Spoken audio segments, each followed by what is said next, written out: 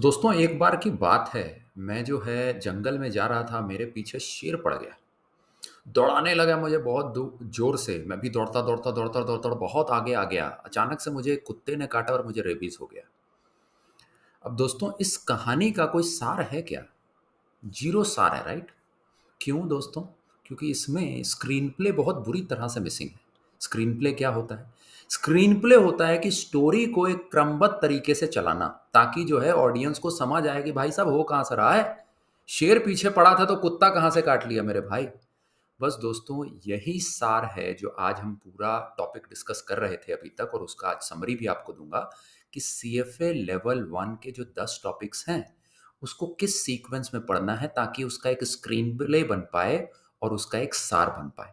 आज मैं आपको वो 5 चीज़ें बताऊँगा इस पूरे सेशन में, अंत तक जुड़े रहिएगा, जो इस सीएफए लेवल 1 के 10 टॉपिक्स हैं, उनका सार आपको बताएगा।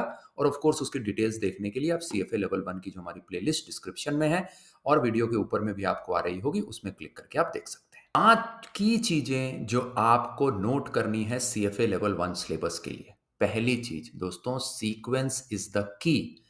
एक टॉपिक दूसरे टॉपिक के साथ रिलेटेड है, आपको ट्रस्ट करना है इसको, सीक्वेंस को, ताकि आप एक स्क्रीन प्ले बना पाएँ, ताकि शेर के बाद कुत्ता ना आ जाए आपकी स्टोरी में। इसका मतलब क्या है दोस्तों कि जो 10 टॉपिक्स हैं, वो इसी ऑर्डर में, क्वांटिटेटिव मेथड्स पहले, फिर इकोनॉमिक्स, फिर corporate finance, portfolio management, financial statement analysis, equity investment, fixed income, derivatives, alternative investment, ethical and professional standard.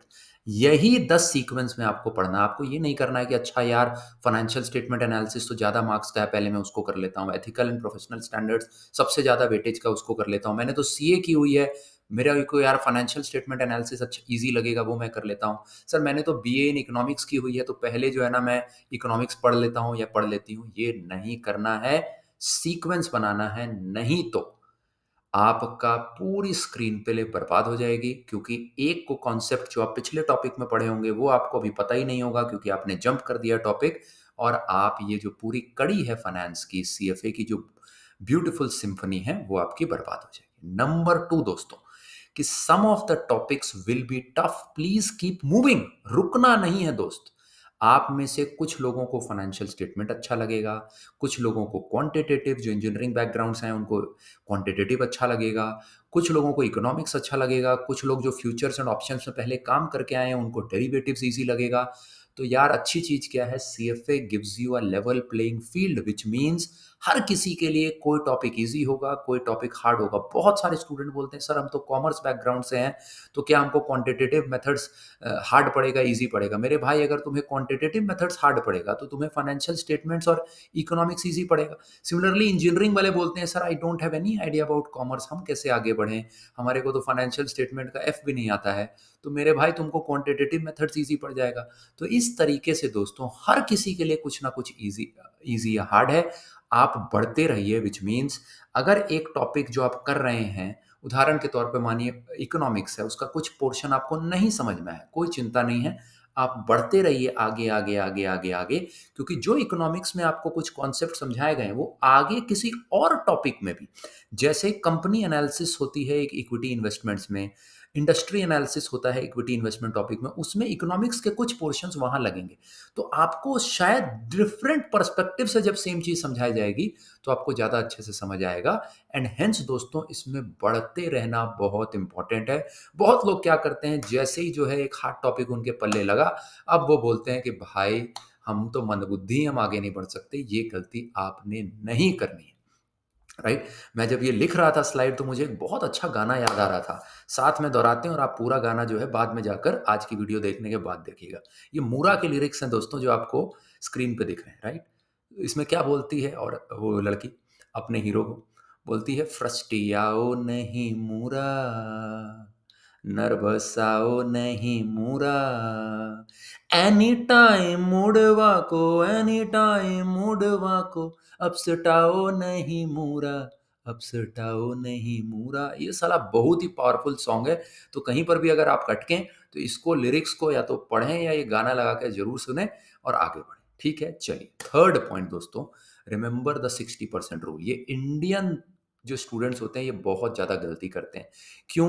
क्योंकि हम सबको लगता है कि अच्छा यार ये हार्ड टॉपिक है, इसको गोली मार यार, जो ईज़ी-ईज़ी टॉपिक लग रहा है मेरे हिसाब से ना उसको पढ़ लेते हैं, उसमें अच्छे नंबर ले आएँगे and we will be able to sail through by virtue of law of averages, right? हर बार यही होता था, किसी को अलजेब्रा थोड़ा-सा हार्ड लगता था तो ट्रिग्नोमेट्री ईज़ी लगता था, किसी को ट्रिग्नोमेट्री ईज़ी लग रहा है तो ज्योमेट्री कुछ उसको हार्ड लग रहा है। इस तरीके से हमको कुछ हार्ड और ईज़ी टॉपिक लगते थे, हम ईज़ी वाले टॉपिक में दबा के ट्राई करते थे अच्छे नंबर आ जाएँ, हार्ड वाले टॉपिक हम बोलते थे भाड़ में जाओ, नेट-नेट हम एवरेज करके पास कर जाते थे। दोस्तों सीएफए का एक कोर प्रिंसिपल है, इसीलिए उसकी 60 साल में इतनी अच्छी ब्रांड बनी हुई है।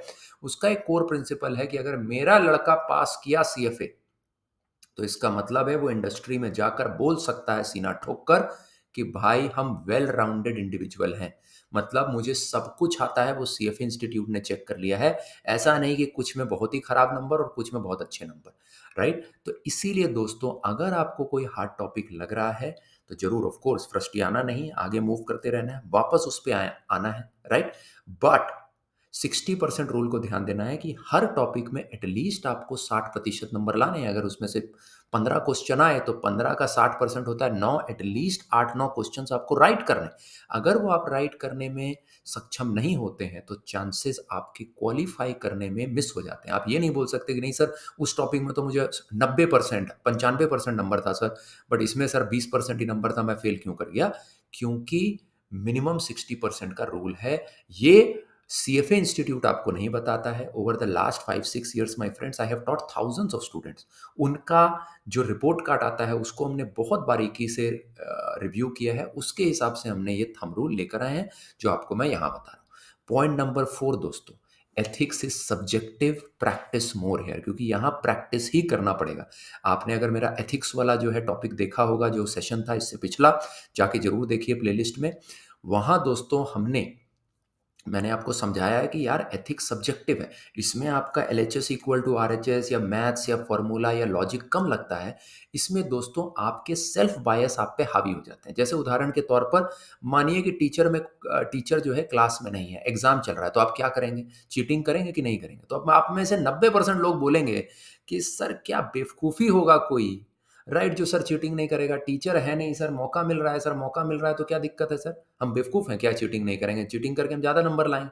अब दोस्तों यही जो है ना, जो आपके सेल्फ बायसेस रहते हैं, जहाँ आप प्रैक्टिकैलिटी में घुस जाते हैं कि नहीं सर ऐसा होगा तो क्या ही दिक्कत है, सर लाल बत्ती है, पुलिस वाला नहीं है तो मैं तो क्रॉस कर ही दूँगा एटसेट्रा। ये मैं आपको कुछ प्रैक्टिकल एग्ज़ाम्पल दे रहा हूँ, एक्चुअली में ये सारी चीज़ें नहीं होंगी।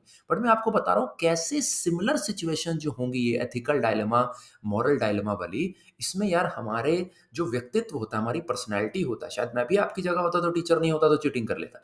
बट ये जो सब्जेक्टिविटी है इसको ओवरकम करना है। इसको कैसे ओवरकम करेंगे? आपको बहुत सारे प्रैक्टिकल केसेस सीएफए जो है एथिक्स वाले टॉपिक में करवाएगा। आप हमारे साथ भी अगर प्रिपेयर करेंगे तो दुनिया भर के हम केसेस आपके साथ सॉल्व करेंगे, प्रैक्टिस प्रॉब्लम्स आपको देंगे इसमें करने के लिए। तो है, इससे आपको समझ आएगा कि यार सही क्या है, गलत क्या है। कभी-कभी सही और गलत जो है ऑब्जेक्टिव नहीं होता यार, 0-1 नहीं होता, वो बीच में कहीं ग्रे एरिया होता है। आपको उसको 0-1 में लेके आना है ताकि आप जब एग्ज़ाम में बैठें और आपके पास एक प्रैक्टिकल सिनेरियो दिया हो कि अच्छा यार ऐसा घटेगा तो क्या हो जाएगा? अगर तुम ऐसा कर दोगे तो कौन-सा स्टैंडर्ड ब्रेक हो जाएगा? तो आपको कोई विडंबना ना रहे कि अरे यार इसमें तो कोई स्टैंडर्ड ही नहीं ब्रेक हो रहा है, राइट? तो इसके लिए प्रैक्टिस ज़रूर इसको ज़्यादा करना है। ये 4th टॉपिक जो एथिक्स का मतलब सॉरी 4th पॉइंट है, एथिक्स ये सब्जेक्टिव है। लास्टली दोस्तों, हेल्प लेने से एकदम भी कतराना नहीं है। Seek assistance. अगर दोस्तों आप सीएफए लेवल 1 सबसे ईज़ी लेवल है। आप खुद भी इसकी प्रिपरेशन खुद से कर सकते हैं। मैंने तो खुद से ही की थी, राइट? बट अगर आपको कुछ टॉपिक्स हार्ड लग रहे हैं, कुछ कॉन्सेप्ट्स हार्ड लग रहे हैं, तो ज़रूर हमारे सीएफए लेवल 1 की जो लेक्चर सीरीज़ है उसको एनरोल कीजिए। जैसे आज मैंने आपको ये सिंपल सा सीएफए लेवल 1 का सिलेबस समझाने के लिए इतने सारे प्रैक्टिकल एग्जांपल्स अच्छे तरीके से बताए। सिमिलरली कॉन्सेप्ट्स को हमने बहुत ही बेबाकी से, बहुत ही डेप्थ में जो है आपको लेक्चर सीरीज में मैंने समझाया है, जिससे ना केवल आपके कॉन्सेप्ट्स क्लियर होंगे, दिमाग में नहीं सीधा दिल में उतरेंगे, और जिससे आपका लंबे समय तक जब आप ये जो है फाइनेंस में जॉब भी करोगे तो ये कॉन्सेप्ट्स आपको याद रहेंगे गहराई से। नंबर 2, मैं एक्सेल्स का बहुत यूज़ करूँगा आपको कॉन्सेप्ट समझाने में, so that you are job ready, not just exam ready. तो ये आपका 5th पॉइंट है कि कहीं पर भी अगर आपको लगता है असिस्टेंस, तो हम बैठे हैं।